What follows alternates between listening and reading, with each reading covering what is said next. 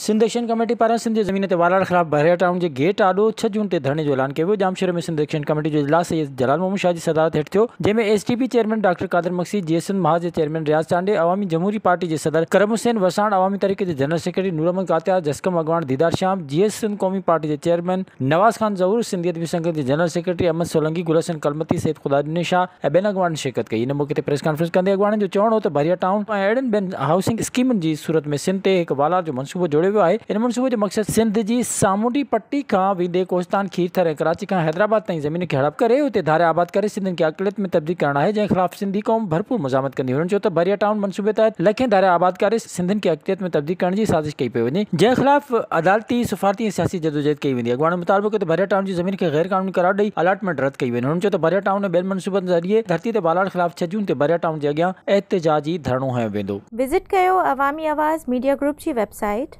awamiawaz.pk।